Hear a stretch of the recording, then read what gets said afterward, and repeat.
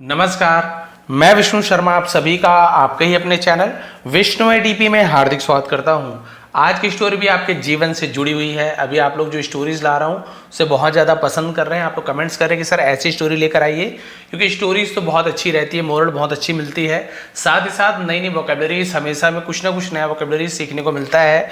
Tenses, grammar सबकी practice होती है, रिपीटेशन होता है, लेकिन उससे हम उसे भूलते नहीं है। बार बार प्रैक्टिस करने से क्या होता है, हमें हमेशा के लिए याद हो जाता है। ऐसे बहुत से स्टूडेंट्स हैं, बहुत से ऐसे हमारे बड़े भी जो जुड़े हुए हैं, उन्हें भी पता है कि जब वो ट्रांसलेशन अब जब स्टोरी पढ़ते हैं ना, तो बहुत सारे ऐसे सेंटेंसेस को खुद ही ट्रांसलेट कर लेते हैं। कई लोग तो सिर्फ यहाँ पे स्टोरी सुनने के लिए आए हैं, ऐसे भी बहुत सारे स्टूडेंट्स हैं। तो आप सभी जानते हैं इससे कितना ज़्यादा फायदा मिला है, तो आपको भी जरूर फायदा मिलेगा। यदि आप नए हैं तो बिल्कुल ध्यान से आपको स्टोरी सुननी है, स्टोरी का मजा लेते हुए। आपको खुद नहीं पता चलेगा कब आप कितनी सारी वोकेबलरीज आप सीख चुके हैं, आपको ग्रामर का कितना नॉलेज हो गया है बिना रटे, सुन सुन कर ही। हम लैंग्वेज कैसे सीखे हैं, अपने माता पिता का जो बोलते थे, आस पास के वातावरण का सुन सुन के, तो सुन सुन कर ही आप बिल्कुल सीख जाएंगे। बहुत ज़्यादा मेहनत नहीं करनी पड़ेगी, बस कॉपी पेन लेकर बैठे, जो आपको इंपॉर्टेंट लगता है उसे लिख लिया करें, बस इतना कर सकते हैं। चलिए स्टार्ट करते हैं। From struggle to success. From यानी होता है से, स्ट्रगल मतलब संघर्ष, टू प्रपोजिशन है सक्सेस, सक्सेस मतलब होती सफलता, संघर्ष से सफलता तक। चलिए देखते हैं भाई, संघर्ष सफलता तक स्टोरी के माध्यम से बहुत ही अच्छे तरीके से समझाया गया है। वंस अपॉन अ टाइम, ये तो सबको याद हो गया होगा कि एक समय की बात है। There was a hard working farmer. There was यानी था, ये देयर इंट्रोडक्टिव वर्ड है, इसका कोई मीनिंग नहीं निकालेंगे। वहां था ऐसे नहीं बोलना है, क्योंकि स्टार्टिंग में यूज हो रहा है। देयर के बाद यदि कोई सब्जेक्ट नहीं, ही सी इट, किसी का नेम कुछ भी नहीं है, वॉज वर इज आर ऐसे मिले ना, तो आप देयर का कोई मीनिंग नहीं निकालेंगे। क्लियर है? तो सीधा यहां से पढ़िए, वॉज यानी था। अ हार्ड वर्किंग, जिसे हम बोलते हैं मेहनती, कड़ी परिश्रम करने वाला, फार्मर यानी किसान। तो यहां तक क्लियर हो गया, एक मेहनती किसान था। He used to grow crops in the fields with great effort.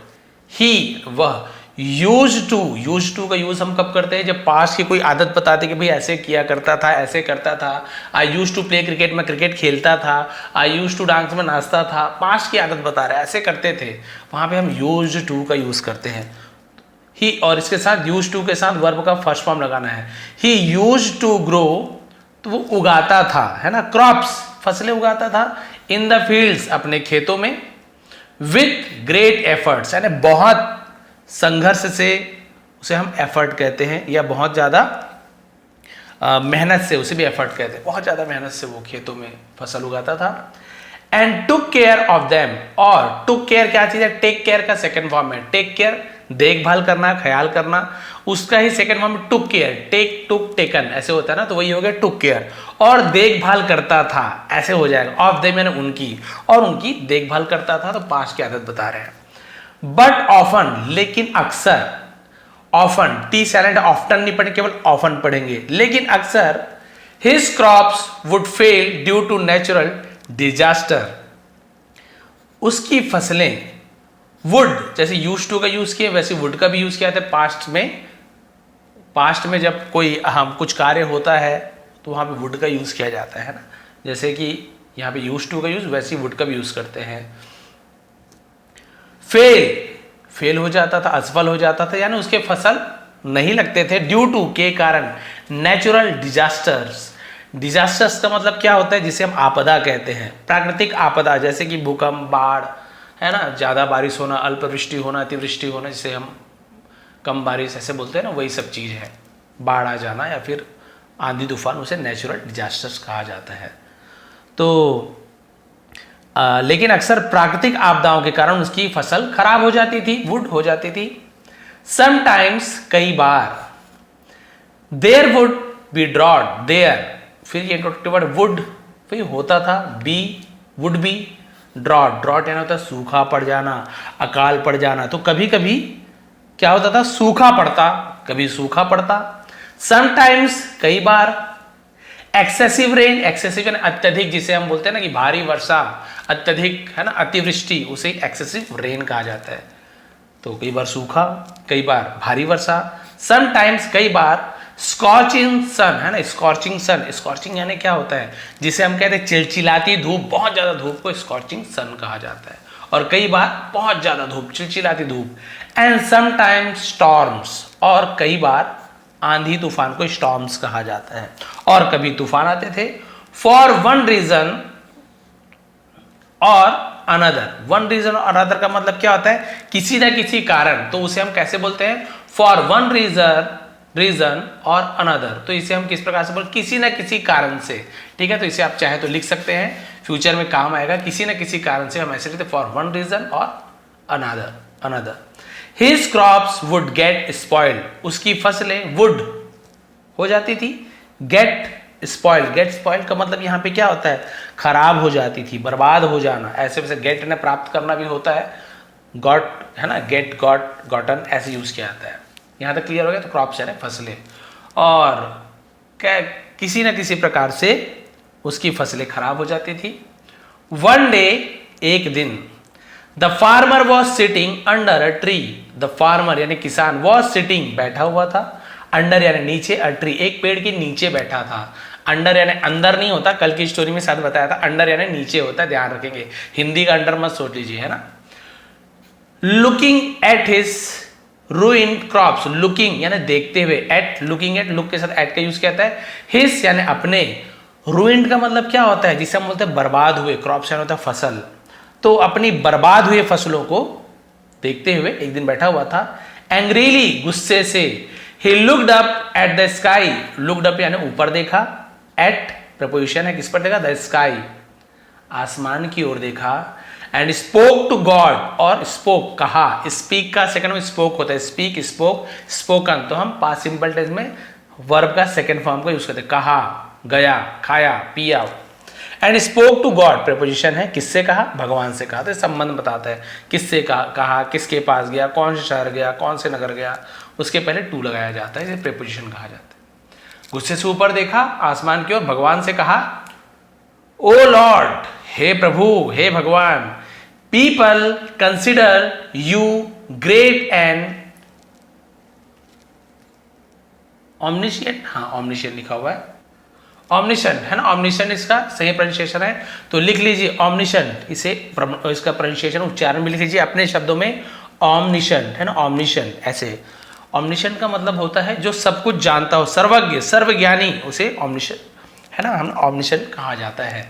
तो देखिए क्या बोल रहे हैं, प्रभु, पीपल कंसिडर, कंसिडर मतलब मानना, लोग मानते हैं, उसे कंसिडर कहा जाता है। यू यानी आपको, ग्रेट एंड ऑमनिशेंट, महान और सर्वज्ञ मानते हैं लोग आपको। दे से, वे कहते हैं, दैट कि यू नो एवरीथिंग, आप सब कुछ जानते हो। तो नो के साइलेंट होता है डब्ल्यू की, नो यानी जानना, केवल एन ओ लिख दोगे तो नहीं हो जाता, इसलिए स्पेलिंग लिखना जरूरी है, लेकिन साइलेंट लेटर इसलिए हम इसे पढ़ते नहीं, नो ऐसे नहीं पढ़ेंगे, नो बस पढ़ेंगे। और है ना, वे कहते हैं कि आप सब कुछ जानते हो, बट आई डोंट थिंक, लेकिन आई डोंट थिंक यानी मुझे नहीं लगता, प्रेजेंट सिंपल टेंस में नेगेटिव सेंटेंस बनाते हैं, डू नॉट का यूज करते हैं या डज नॉट का, तो आई के साथ डोंट का यूज होता है, डू नॉट शॉर्ट में डोंट कहा जाता है। आई डोंट थिंक, मुझे नहीं लगता, यू अंडरस्टैंड, आप समझते हो, हाउ क्रॉप्स ग्रो, कि फसल कैसे उगाते हैं। देखिए भगवान को भी बोल रहे हैं, मुझे नहीं लगता कि आप जानते हो कि फसल कैसे उगाते हैं। इफ यू डिड, यदि आप जानते हैं, डिड डू की जगह डिड का यूज किया गया, बट मीनिंग ऐसे निकलेगा कि यदि आप जानते हो, इस प्रकार से यूज किया गया है। There would be constant flood, there wouldn't be, sorry wouldn't be है, wouldn't be constant floods, floods यानी होता है बाढ़ को हम फ्लड्स कहा जाते हैं। अगर आप जानते होते तो लगातार बाढ़ है ना, इसे हम क्या बोलते हैं, लगातार बाढ़, उसे कांस्टेंट फ्लड कहा जाता है। लगातार बाढ़ नहीं होता, स्टॉर्म्स तूफान नहीं होते, एंड हरिकेन्स है ना, हरिकेन्स का मतलब क्या होता है, वही जो आंधी तूफान को हरिकेन्स कहा जाता है, चक्रवात हरिकेन्स कहा जाता है। तो भाई यदि आप जानते होते तो फिर क्या होता, लगातार बाढ़ तूफान और ये जो हरिकेन्स जो है वो नहीं आते, चक्रवात नहीं आते। यू डोंट नो, आप नहीं जानते, how much loss we farmers suffer, how much यानी कितना ज्यादा, लॉस यानी होती है हानि या नुकसान, वी फार्मर्स हम किसान, सफर, सफर यानी क्या होता है, भुगतना, ग्रसित होना, उसे सब सफरिंग फ्रॉम फीवर बोलते हैं ना, तो उससे पीड़ित होना उसे सफर कहा जाता है। बोले भी आप नहीं जानते कि हम किसानों को कितना नुकसान होता है, कितना मुसीबत झेलते हैं। If I had the power to control the weather, देखिए अब यहां पे टर्निंग पॉइंट आ रही है, यहां पे बहुत बढ़िया स्टोरी है। इफ, यदि, आई हैड, यदि मेरे पास होता, तो हैड यानी किसी के पास कुछ चीज था तो हैड का यूज करते हैं।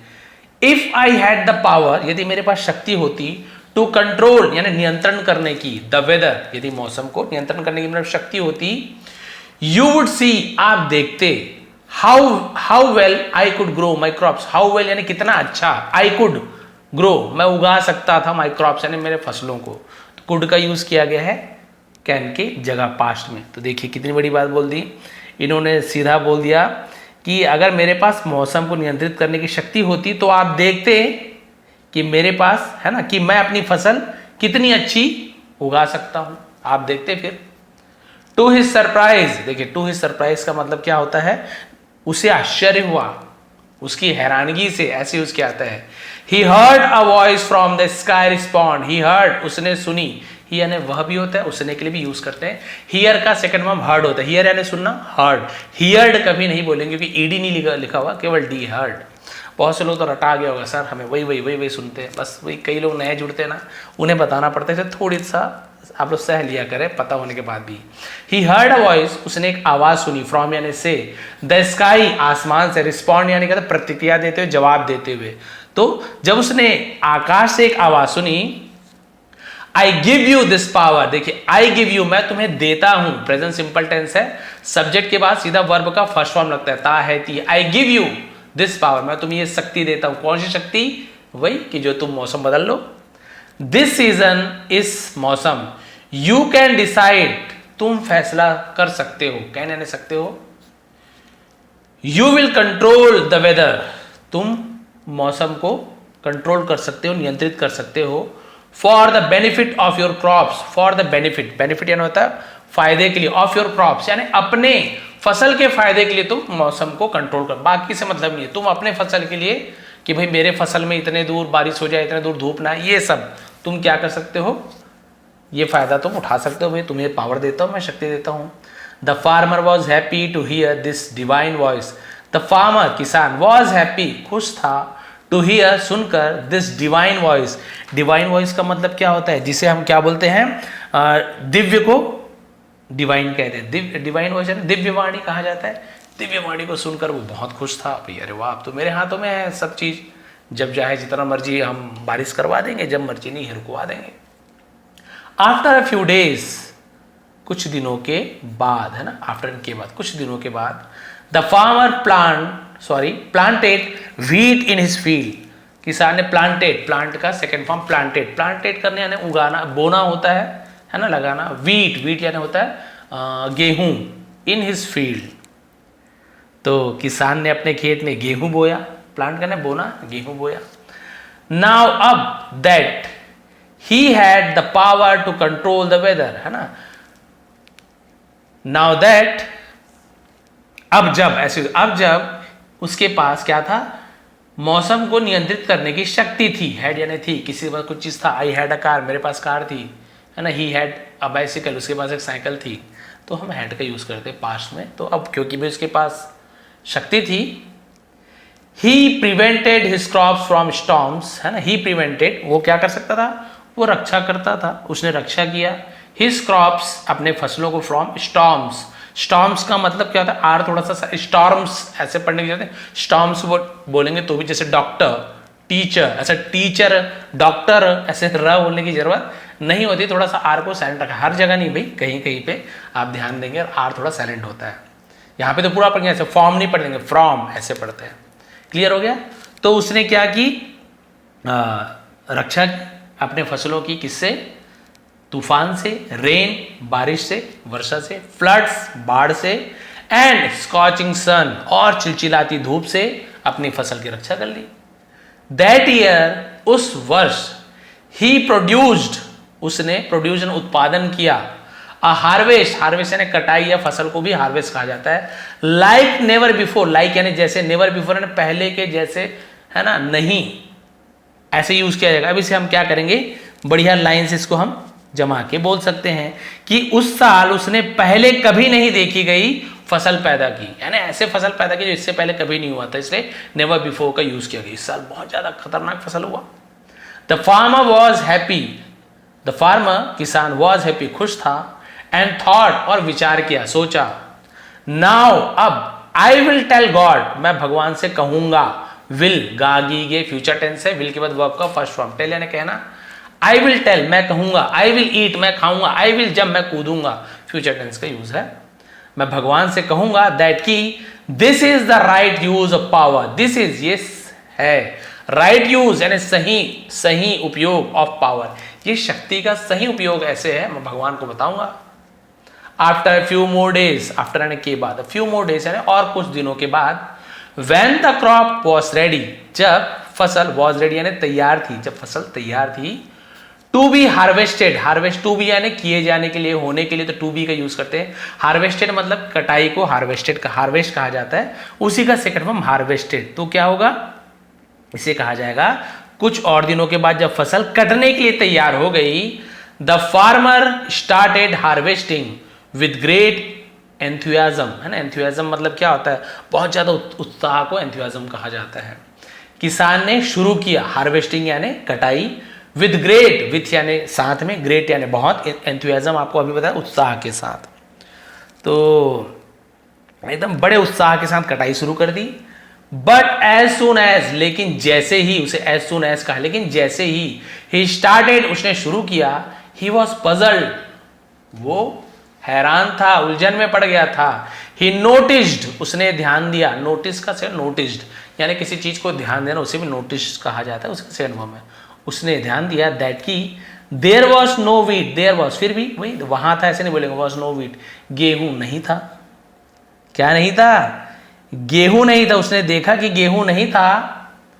जस्ट एम्प्टी हस्क, है ना, हस्क यानी क्या होता है, जो भूसा को हस्क कहा जाता है ना, केवल खाली भूसे पड़े हुए थे, या फिर उसे भी हस्क कहा जाता है, वो जो क्या बोलना चाहिए, छिलका, जैसे मान लीजिए धान है या है ना, धान या गेहूं जो भी, उसके ऊपर का जो छिलका होता है उसे भी हस्क कहा जाए, हस्क प्लूरल है, बहुत सारे छिलके ऐसे का है, तो ये सही रहेगा छिलके। जस्ट यानी सिर्फ, खाली छिलके, यानी कि गेहूं नहीं थे, सिर्फ खाली छिलके थे। द प्लांट्स वर ह्यूज, जो उसके पौधे थे, वर ह्यूज बड़े थे, ह्यूज यानी तब बड़े होना, पौधे तो बड़े थे। And should have produced a great crop, should have होना चाहिए था, कुछ करना चाहिए था, शुड यानी चाहिए लेकिन हैव लग गया, कुछ होना चाहिए था, ऐसा हम शुड हैव का यूज किया जाता है वहां पे, ठीक है। प्रोड्यूस्ड तो भाई क्या करना चाहिए था, फसल में क्या होनी चाहिए था, अ ग्रेट क्रॉप, बहुत अच्छी फसल होनी चाहिए थी जब इतने बड़े बड़े पौधे थे। बट लेकिन there was no wheat at all, at all बिल्कुल भी गेहूं नहीं थे। ही वॉज वेरी अपसेट, वो बहुत उदास था।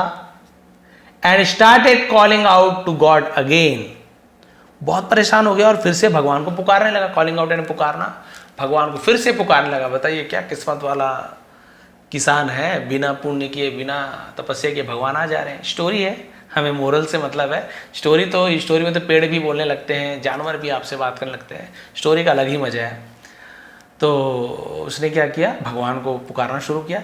ही शाउटेड, और उसने चिल्लाया, शाउट का सेकंड शाउटेड, उसने चिल्लाया लाउडली यानी जोर से, ओ लॉर्ड, हे भगवान, हे प्रभु, हैव यू पनिश्ड मी, क्या आपने मुझे दंड दिया है। अब ये कौन सा टेंस है, हैव का भी यूज किया गया है, ठीक है। पनिश का second form punished, third form punished.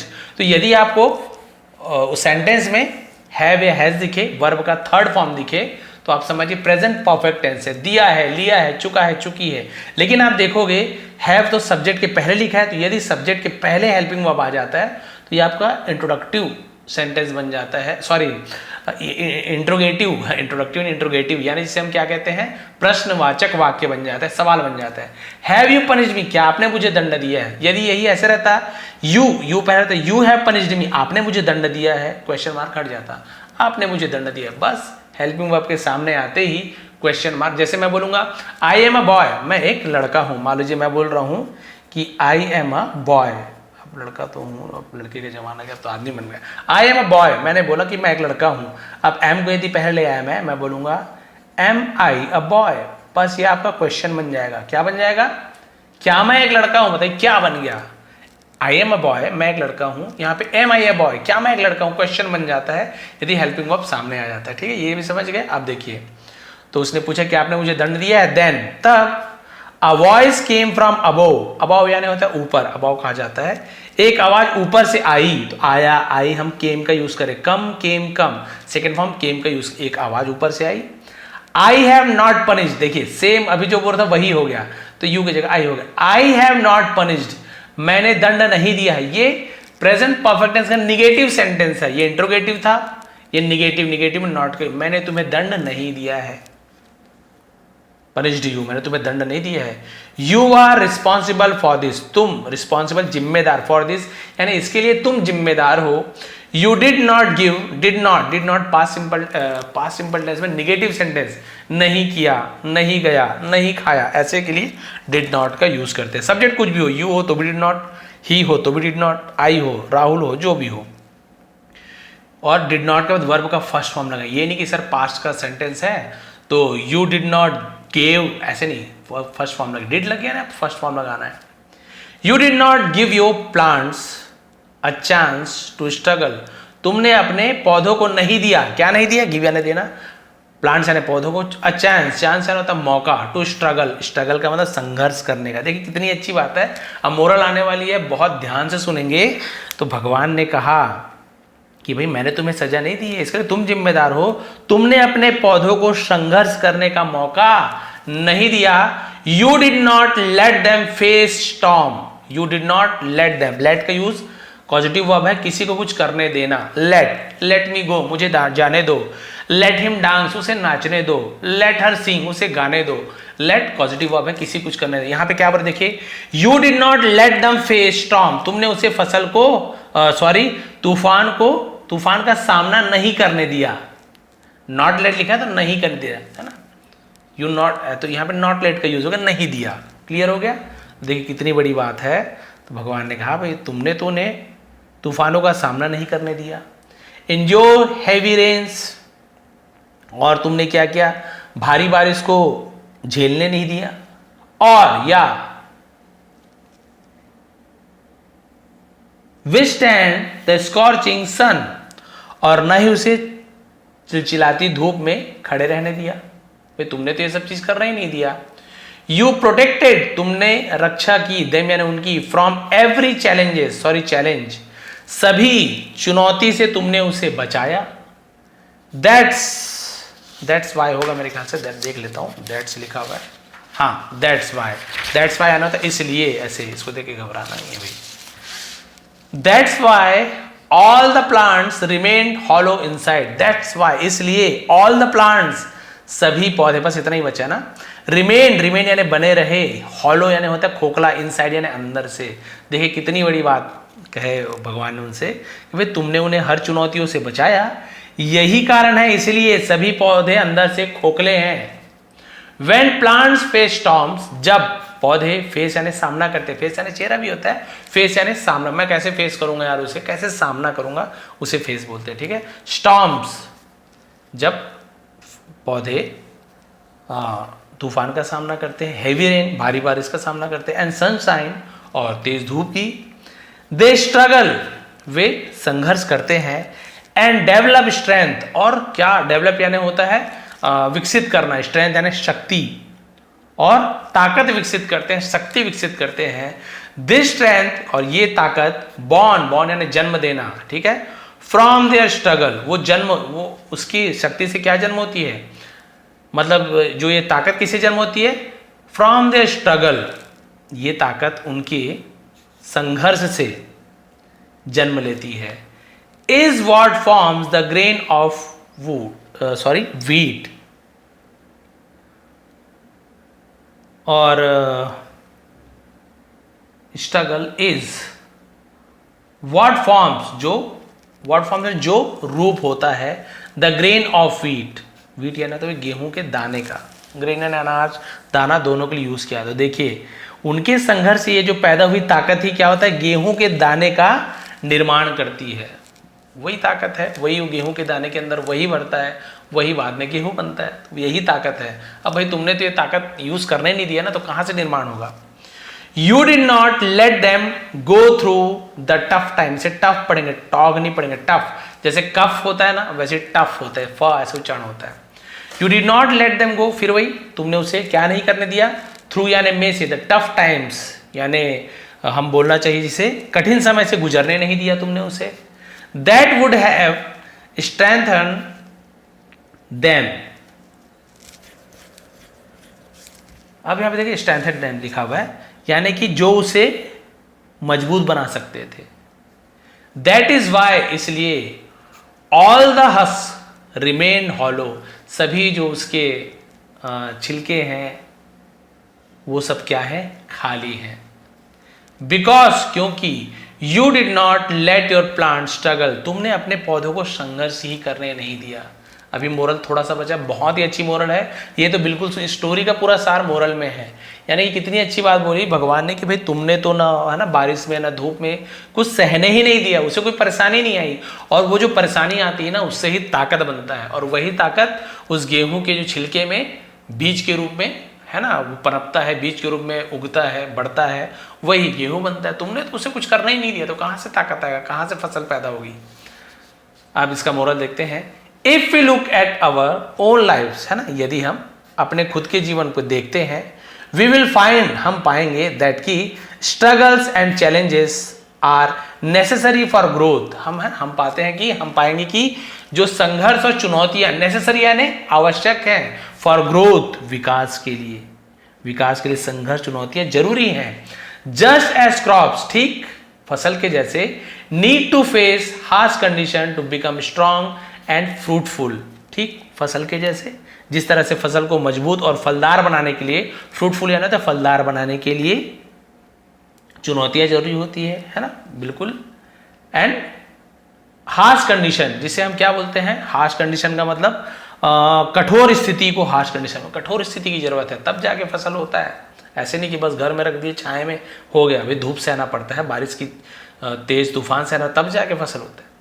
People need to go through difficulties, लोगों को समस्याओं से, परेशानियों में से गुजरने की आवश्यकता है, जाने की जरूरत है। टू ग्रो एंड डेवलप, विकसित होने के लिए, है ना, और बढ़ने के लिए। तो क्या करना है, चुनौतियों से गुजरना आवश्यक है विकसित होने के लिए, बढ़ने के लिए। चैलेंजेस आर नॉट पनिशमेंट, जो चुनौतियां हैं वो हमारे लिए दंड नहीं है, सजा नहीं है। जो कई बार हमें चुनौती मिलती नहीं, ये करिए कि आप ये कर सकते हो, वो हमें लगता है अरे यार काम पकड़ा दी, हमें चुनौती दे दी है, ये हमारे लिए सजा है, इतना सारा काम कैसे कर पाऊंगा, नहीं कर पाऊंगा, ये सजा है, हमें ऐसा लगता है। But opportunities to build strength, लेकिन जो अपॉर्चुनिटी है, जो मौका हमें मिलता है, बिल्ड बनाता है स्ट्रेंथ, शक्ति का निर्माण करता है। एंड रेजिलेंस, रेजिलेंस का मतलब क्या होता है, जैसे हम स्ट्रेंथ यानी शक्ति हो गई, जो हम लचीलापन कहते हैं, उसका क्या होता है, एक मौका होता है। रेजिलियंस, सॉरी रेजिलियंस है ना, रेजिलियंस बोल देता है, रेजिलियंस वो लचीलापन को रेजिलियंस कहा जाता है। तो यहां तक क्लियर हो गया आपको कि हमें लगता है जो चुनौती और दंड है, लेकिन वो क्या करती है, हमारी ताकत और लचीलेपन को बढ़ाने का वो हमारे लिए क्या रहता है, एक मौका रहता है, अपॉर्चुनिटी रहता है। A person who has never struggle, एक व्यक्ति हु हैज नेवर, यहाँ पे प्रेजेंट परफेक्ट इसका निगेटिव सेंटेंस है, हु हैज नेवर स्ट्रगल, है ना, एक व्यक्ति जिसने जीवन में कभी संघर्ष नहीं किया है, इन लाइफ जीवन में, कैन नेवर यानी नहीं सकता है, कभी नहीं सकता है, क्या नहीं कर सकता है, बिकम यानी होना, ट्रूली सक्सेसफुल, तो वो वास्तव में सफल नहीं हो सकता है जिसने जीवन में संघर्ष की सामना नहीं किया है। भाई आप बोलेंगे अमीर व्यक्ति का बच्चा यदि अमीर है तो क्या आप उसे सफल मानेंगे, भी उसके पिताजी सफल है, ये सफल नहीं है, पैसे वाला बोल सकते हो, लेकिन सफल व्यक्ति कहाँ से बोलेंगे, वो तो सफलता उनके पिताजी ने हासिल की है। अमीर बोल सकते हो, सफल कैसे बोल सकते हो, और बिना मेहनत के कोई व्यक्ति सफल हो ही नहीं सकता। देखिए example, an athlete who does not train hard want win a gold medal, ठीक है, एक एथलीट, एथलीट यानी वही जो हमारे प्रतिस्पर्धी रहते हैं, ठीक है, जिसे हम साधारण शब्दों में हम उसे खिलाड़ी बोल सकते हैं। मान लीजिए कोई खिलाड़ी है और, है ना, डज नॉट ट्रेन हार्ड, और यदि वो कड़ी मेहनत नहीं करता है, वांट क्या है, विल नॉट को शॉर्ट में वांट कहते हैं, विल नॉट नहीं होगा, नहीं, ऐसे विल नॉट को शॉर्ट में वांट बोलते हैं, विल नहीं जीतेगा गोल्ड मेडल, वो कभी गोल्ड मेडल नहीं जीत सकता, भाई कभी कड़ी मेहनत किया ही नहीं, गोल्ड मेडल कैसे जीतेगा। A businessman who has not faced early challenges, और एक व्यापारी, अरे जिसने हु यानी कौन भी होता है, जो भी जिसने भी होता है, हैज नॉट फेस्ड, जिसने कभी सामना नहीं किया, अर्ली चैलेंजेस यानी कि जो शुरुआत में जो चुनौतियों का सामना जिसने नहीं किया है, won't be able to grow their business significantly. Significantly का मतलब क्या होता है, जिसे हम बोलते हैं कि महत्वपूर्ण रूप से। तो भाई जिसने कभी सामना किया ही नहीं है शुरुआती दौर में अपने बिजनेस में, तो महत्वपूर्ण रूप से अपने व्यापार को, है ना, वो क्या नहीं कर सकता है, विकसित नहीं कर सकता है। A student who does not study, और एक विद्यार्थी जो कभी डज नॉट स्टडी, जब पढ़ाई नहीं करता है, डिलीजेंटली, है ना, क्या लिखा हुआ है, डिलीजेंटली। डिलीजेंटली का मतलब क्या होता है, जिसे हम बोलते हैं लगन को डिलीजेंटली कहा जाता है। जो लगन से अध्ययन नहीं करता है ऑल ईयर्स, पूरे साल, can not expect to be at the top of their class, वह अपनी कक्षा में अव्वल आने की उम्मीद नहीं कर सकता। भाई कभी पढ़ा ही नहीं है, वो साल भर ध्यान दिया ही नहीं है, आपको टॉप आ जाएगा, आपको लगता है भाई धोखे से भी अगर होगा ना तो 100 में 1 का होगा, अगर ऐसे हो सकता है। तो पढ़ाई नहीं है तो कहाँ से टॉप आएगा। टॉप आने के लिए एक ही सब्जेक्ट में पूरे अच्छे नंबर लाना जरूरी, सब विषय में अच्छे नंबर लाना जरूरी। पढ़ाई नहीं किया तो जानेगी कैसे इसका आंसर क्या है। Struggle is essential for success, essential है ना भाई, जरूरी है, सफलता के लिए संघर्ष जरूरी है, ठीक है, सफलता के लिए संघर्ष जरूरी है। देयरफॉर, इसलिए, when ever you face problem in life, problems है जब कभी आप जीवन में परेशानियों का सामना करते हैं, ऑलवेज रिमेंबर, हमेशा याद रखो, दैट की दीज डिफिकल्टीज, ये परेशानियां, ये चुनौतियां यानी कठिनाइयां, हेल्प अस, हमारी मदद करती है, ग्रो स्ट्रॉन्गर यानी कि मजबूत बनने में, एंड मोर कैपेबल, और अधिक सक्षम बनने में। ये चीज़ आप हमेशा ध्यान रखिए। कभी भी समस्या आता है ना, बहुत ज़्यादा परेशानी, तो आप समझिए कि हमें और भी मजबूत बनाने के लिए, और भी योग्य बनाने के लिए परेशानी आ रही है। विदाउट चैलेंजेस, बिना चुनौतियों के, there would be no development, कोई विकास नहीं है, और या पर्सनल ग्रोथ, या व्यक्तिगत विकास नहीं होगा। कहाँ से होगा, वुड बी नहीं होगा। सो इसलिए इम्ब्रेस, इम्ब्रेस मतलब गले लगाना, ईच चैलेंजेस यानी कि सभी चुनौतियों को स्वीकार करें, इम्ब्रेस है ना, गले लगाना या स्वीकार करना, एज एन अपॉर्चुनिटी, एज यानी के रूप में, एन यानी एक, अपॉर्चुनिटी मौका, एक मौके के रूप में उसे स्वीकार कीजिए, अवसर के रूप में स्वीकार कीजिए। टू लर्न यानी सीखने के मौके के रूप में, ग्रो सीखने के लिए, ग्रो यानी बढ़ने के लिए, एंड अल्टीमेटली आखिरकार सक्सीड सफल होने के लिए, और अंततः सफल होने के अवसर के रूप में स्वीकार करें। किसे, चुनौतियों को, कठिनाइयों को। यदि आप सफल होना चाहते हैं, सक्सेसफुल होना चाहते हैं, तो आपके जीवन में बहुत सारी परेशानी आएगी। भाई तुम बैठे बैठे आप सोचोगे कि भाई सफल हो जाऊं। आप यदि खाना खाने के लिए बैठते हो ना, तो आपको ऐसे हाथ से पकड़ के खाना पड़ता है। तो इसके लिए क्या है, आप मेहनत कर रहे हो ना, ये भी तो मेहनत है, उठा के खाना भी मेहनत है। अब ये बिना अपने मुंह में ऐसे अपने आप तो चल नहीं जाएगा भोजन। उसी प्रकार से हमें पढ़ना है, कुछ करना है, मेहनत करना है, पैसा कमाना है, या कुछ अच्छा करना है, खेल में आगे बढ़ना है, गायन के क्षेत्र, तो केवल आप बिना सोचोगे, बिना अभ्यास के मैं आगे चले जाऊं, ऐसे संभव नहीं है। जिस प्रकार से खिलाड़ी बिना मेहनत किए गोल्ड मेडल पा ले, ये बिल्कुल असंभव जैसा प्रतीत होता है। इसी प्रकार से यदि कोई विद्यार्थी है, साल भर पढ़ ही नहीं रहा है और वो टॉप कर दे, भाई ऐसे तो है नहीं कि वो विद्यार्थी क्लास में एक ही स्टूडेंट है टॉप कर दिया, ये कोई बहाना नहीं है, ये कोई अपवाद नहीं कहा जाएगा। भाई 110 स्टूडेंट है, 20 भी हैं, आप पढ़ ही नहीं रहे हो तो कैसे टॉप कर सकते हो। यानी कि आपके जीवन में कठिनाइयाँ आएंगी, परेशानी आएंगी, आपको उसे चुनौतियों के रूप में स्वीकार करना, अवसर के रूप में स्वीकार करना उन चुनौतियों को, कि हाँ चलो मेरे पास ये आया है, अब मैं इसे सामना करूंगा इसका और कुछ अच्छा करके दिखाऊंगा।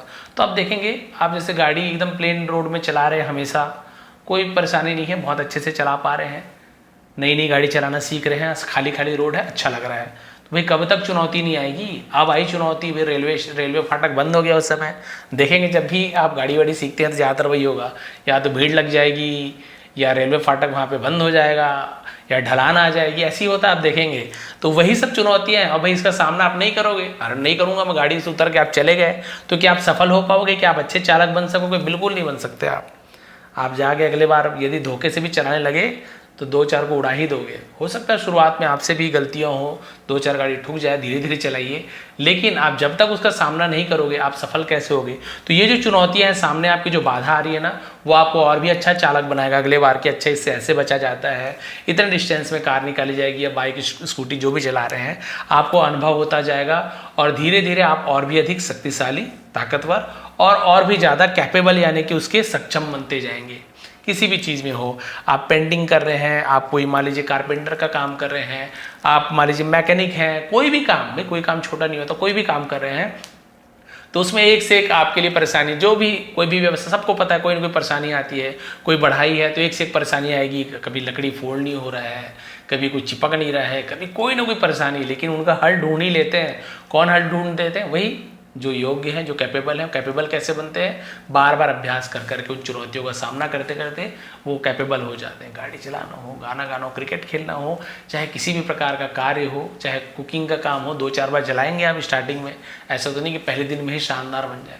चलता है, ज़्यादातर आप देखेंगे परेशानियाँ होती है, लेकिन धीरे धीरे चुनौती आती है कि भाई कम कैसे करें, ज़्यादा कैसे करें, मिर्ची कभी नमक कब ज़्यादा, शुरुआत में बहुत परेशानी है, लेकिन आप उसे यदि अवसर के रूप में, है मेरे लिए अवसर है भैया, ये तो मौका है, इससे मैं बहुत अच्छा खाना बना सकता हूँ, बना सकती हूँ, इससे मैं बहुत अच्छा काम कर सकता हूँ, बहुत अच्छी पढ़ाई कर सकती हूँ, या फिर बहुत अच्छा जॉब पा सकते हैं, तो ये समस्याओं को हमें सामना तो करना पड़ेगा ही पड़ेगा, तभी जाके हम सक्षम बनेंगे, योग्य बनेंगे।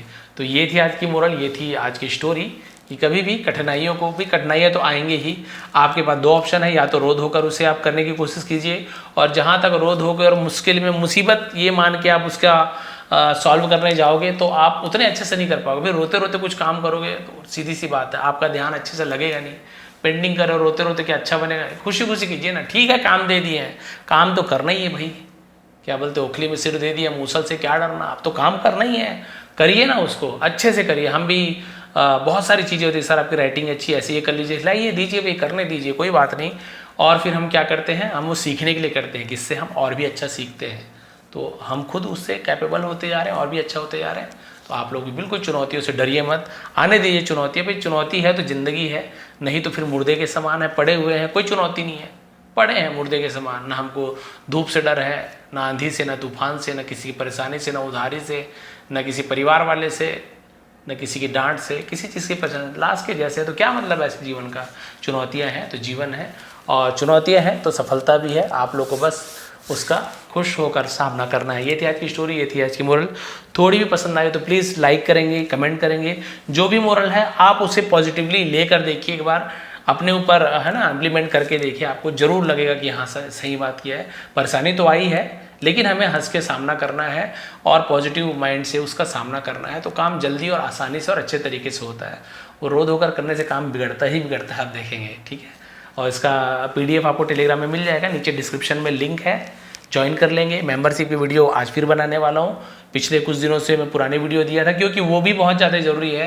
वो वीडियो मैं क्योंकि पूरा बना चुका हूँ डिटेल में, फिर दोबारा उसको बनाने से कोई मतलब नहीं, बहुत अच्छी वीडियो बनी है। तो मैं पुरानी वीडियो को भी कुछ लिंक वहाँ पे दिया हूँ, तो वो आपके स्टार्टिंग से सीखने के लिए काम आता है। और जिनके टेंस की क्लासेस चल रही हैं उनके लिए आज पास्ट परफेक्ट कंटिन्यूअस टेंस, उसके चारों सेंटेंसेस क्लियर कराने वाला हूँ।